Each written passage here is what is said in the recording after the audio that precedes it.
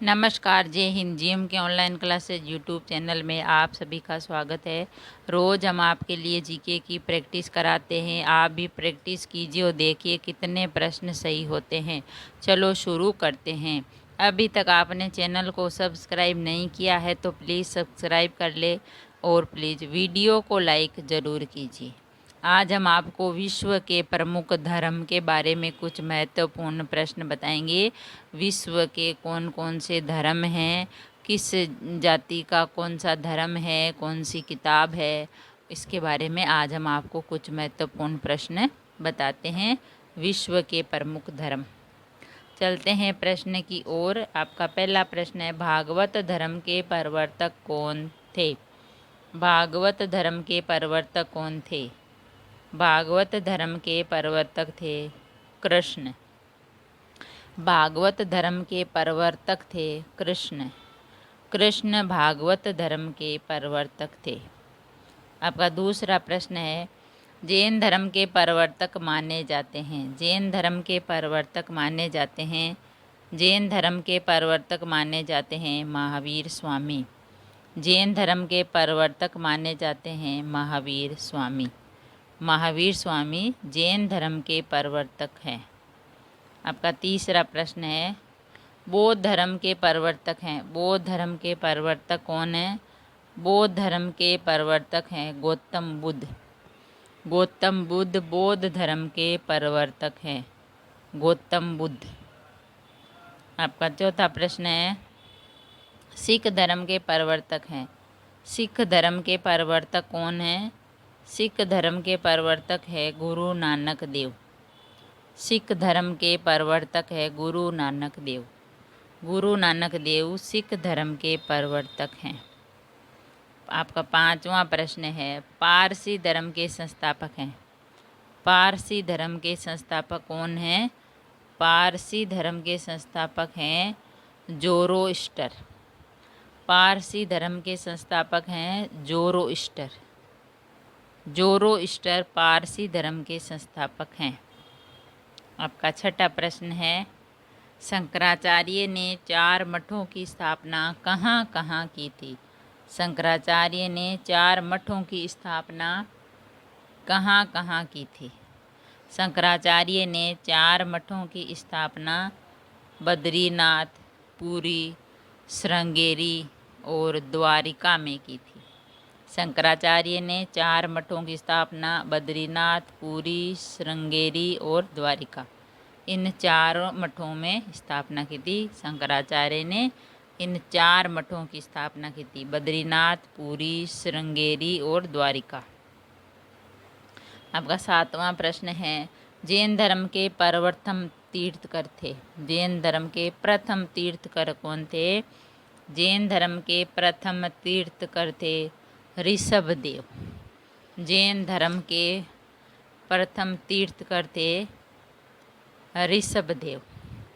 जैन धर्म के प्रथम तीर्थकर थे ऋषभदेव। ऋषभदेव थे जो जैन धर्म के प्रथम तीर्थकर थे।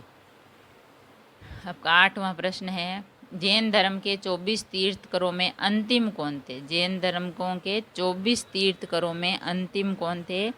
जैन धर्म के 24 तीर्थकरों में अंतिम थे महावीर। जैन धर्म के 24 तीर्थकरों में अंतिम थे महावीर। महावीर थे वो 24 तीर्थकरों में अंतिम थे महावीर जैन धर्म में। आपका 9वां प्रश्न है, जैन धर्म का वास्तविक संस्थापक किसे माना जाता है? जैन धर्म का वास्तविक संस्थापक किसे माना जाता है? जैन धर्म का वास्तविक संस्थापक माना जाता है महावीर को। जैन धर्म का वास्तविक संस्थापक माना जाता है महावीर को। आपका 10वां प्रश्न है, लुम्बिनी एक धार्मिक स्थल है। लुम्बिनी एक धार्मिक स्थल है। लुम्बिनी एक धार्मिक स्थल है, किसका है? लुम्बिनी एक धार्मिक स्थल है बौद्धों का। लुम्बिनी एक धार्मिक स्थल है बौद्धों का। लुम्बिनी एक धार्मिक स्थल किसका है? बौद्धों का। आपका 11वां प्रश्न है, खालसा किस धर्म से संबंधित है? खालसा किस धर्म से संबंधित है? खालसा सिख धर्म से संबंधित है। खालसा सिख धर्म से संबंधित हैं। आपका 12वां प्रश्न है, सिखों के 10वें गुरु गोविंद सिंह किसके पुत्र थे? सिखों के 10वें गुरु गोविंद सिंह किसके पुत्र थे? सिखों के 10वें गुरु गोविंद सिंह जो थे वो गुरु तेग बहादुर के पुत्र थे। सिखों के 10वें गुरु गोविंद सिंह गुरु तेग बहादुर के पुत्र थे। आपका 13वां प्रश्न है, गुरु अर्जुन देव सिखों के कौन से गुरु थे? गुरु अर्जुन देव सिखों के कौन से गुरु थे? गुरु अर्जुन देव सिखों के 5वें गुरु थे। गुरु अर्जुन देव सिखों के 5वें गुरु थे। आपका 14वां प्रश्न है, सिखों के अंतिम गुरु कौन थे? सिखों के अंतिम गुरु कौन थे? सिखों के अंतिम गुरु थे गुरु गोविंद सिंह। सिखों के अंतिम गुरु थे गुरु गोविंद सिंह। आपका 15वां प्रश्न है, खालसा पंथ की नींव किस सिख गुरु ने रखी थी? खालसा पंथ की नींव किस सिख गुरु ने रखी थी? खालसा पंथ की नींव गुरु गोविंद सिंह ने रखी थी। खालसा पंथ की नींव गुरु गोविंद सिंह ने रखी थी। आपका 16वां प्रश्न है, मखली पुत्र गोसाल किस धर्म का प्रवर्तक था? मखली पुत्र गोसाल किस धर्म का प्रवर्तक था? मखली पुत्र गोसाल था आजीवक धर्म का प्रवर्तक। आजीवक धर्म का प्रवर्तक था मखली पुत्र गोसाल। मखली पुत्र गोसाल था जो आजीवक धर्म का प्रवर्तक था। आपका 17वां प्रश्न है, सूफी संप्रदाय किस धर्म से विकसित हुआ? सूफी संप्रदाय किस धर्म से विकसित हुआ? सूफी संप्रदाय इस्लाम धर्म से विकसित हुआ। सूफी संप्रदाय इस्लाम धर्म से विकसित हुआ।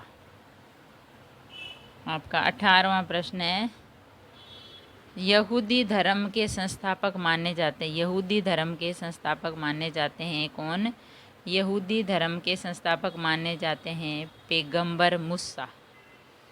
पैगंबर मूसा यहूदी धर्म के संस्थापक माने जाते हैं पैगंबर मूसा। आपका 19वां प्रश्न है, दीन ए इलाही धर्म किसने शुरू किया? दीन ए इलाही धर्म किसने शुरू किया था? दीन ए इलाही धर्म अकबर ने शुरू किया था। दीन ए इलाही धर्म अकबर ने शुरू किया था।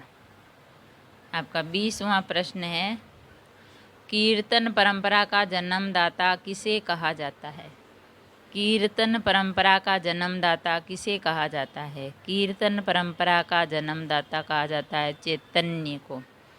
कीर्तन परंपरा का जन्मदाता कहा जाता है चैतन्य को।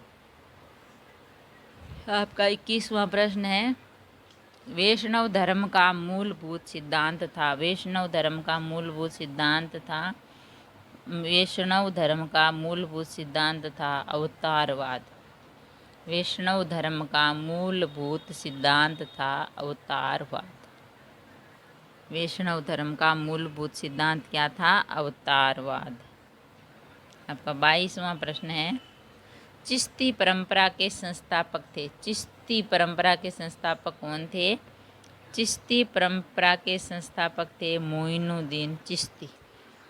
मोइनुद्दीन चिश्ती थे चिश्ती परंपरा के संस्थापक। चिश्ती परंपरा के संस्थापक थे मोइनुद्दीन चिश्ती। आपका 23वां प्रश्न है, गुरु गोविंद सिंह ने खालसा पंथ की स्थापना कब की? गुरु गोविंद सिंह ने खालसा पंथ की स्थापना कब की थी? गुरु गोविंद सिंह ने खालसा पंथ की स्थापना की थी 1699 ईस्वी में। गुरु गोविंद सिंह ने खालसा पंथ की स्थापना की थी 1699 ईस्वी में। गुरु गोविंद सिंह ने खालसा पंथ की स्थापना 1699 में की थी। आपका 24वां प्रश्न है, जैन धर्म का आधारभूत बिंदु है। जैन धर्म का आधारभूत बिंदु है। जैन धर्म का आधारभूत बिंदु है अहिंसा। जैन धर्म का आधारभूत बिंदु है अहिंसा। अहिंसा है जो जैन धर्म का आधारभूत बिंदु है। आपका 25वां प्रश्न है, तीर्थकर शब्द संबंधी है। तीर्थकर शब्द संबंधित हैं। तीर्थकर शब्द किससे संबंधित हैं? तीर्थकर शब्द संबंधित हैं जैन धर्म से। तीर्थकर, तीर्थकर शब्द संबंधित हैं जैन धर्म से। आपका 26वां प्रश्न है, जो यहाँ है वह अन्यत्र भी है, जो यहाँ नहीं है वह कहीं नहीं है। जो यहाँ है वह अन्यत्र नहीं, अन्यत्र भी है, और जो यहाँ नहीं है वह यहाँ कहीं नहीं है। यह किस ग्रंथ में कहा गया है? ये कहा गया है महाभारत में। महाभारत में ये कहा गया है कि जो यहाँ है वह अन्यत्र नहीं है, और जो यहाँ नहीं है वह कहीं नहीं है। महाभारत में कहा गया है कि जो यहाँ है वह अन्यत्र और कहीं नहीं है, और जो यहाँ नहीं है वह कहीं, जो यहाँ नहीं है वह कहीं नहीं है। आपका 27वां प्रश्न है, तुम्हारा अधिकार कर्म पर है, फल की प्राप्ति पर नहीं। यह किस ग्रंथ में कहा गया? तुम्हारा अधिकार कर्म पर है, फल की प्राप्ति नहीं। ये किस ग्रंथ में कहा गया है? ये कहा गया है श्रीमद् भागवत में। श्रीमद् भागवत में ये कहा गया है कि तुम्हारा अधिकार है कर्म पर है, फल की प्राप्ति पर नहीं, कि तुम करते रहो काम तो फल अपने आप मिल जाएगा। तो श्रीमद् भागवत में कहा गया है। आपका 28वां प्रश्न है, जैन धर्म के 5 व्रतों में सर्वाधिक महत्वपूर्ण व्रत। जैन धर्म के 5 व्रतों में सर्वाधिक महत्वपूर्ण व्रत कौन सा है? जैन धर्म के 5 व्रतों में सर्वाधिक महत्वपूर्ण व्रत है अहिंसा। जैन धर्म के 5 व्रतों में सर्वाधिक महत्वपूर्ण व्रत है अहिंसा। आपका 29वां प्रश्न है, महात्मा बुद्ध द्वारा गृह त्याग की घटना क्या कहलाती है? महात्मा बुद्ध द्वारा गृह त्याग की घटना क्या कहलाती है? महात्मा बुद्ध द्वारा गृह त्याग की घटना कहलाती है महाभिनिष्क्रमण। महात्मा बुद्ध द्वारा गृह त्याग की घटना कहलाती है महाभिनिष्क्रमण। आपका 30वां प्रश्न है, महात्मा बुद्ध द्वारा दिए गए प्रथम उपदेश को क्या कहा जाता है? महात्मा बुद्ध द्वारा दिए गए प्रथम उपदेश को क्या कहा जाता है? महात्मा बुद्ध द्वारा दिए गए प्रथम उपदेश को कहा जाता है धर्म चक्र परिवर्तन। महात्मा बुद्ध द्वारा दिए गए प्रथम उपदेश को क्या कहा जाता है? महात्मा बुद्ध द्वारा दिए गए प्रथम उपदेश को कहा जाता है धर्म चक्र परिवर्तन। धर्म चक्र परिवर्तन। अगर वीडियो अच्छा लगा तो लाइक और शेयर ज़रूर करें। ऐसे ही और वीडियो देखने के लिए जनरल नॉलेज, भारत का जीके, राजस्थान का जीके, अदर जीके की जानकारी के लिए चैनल को सब्सक्राइब करें। थैंक यू, धन्यवाद।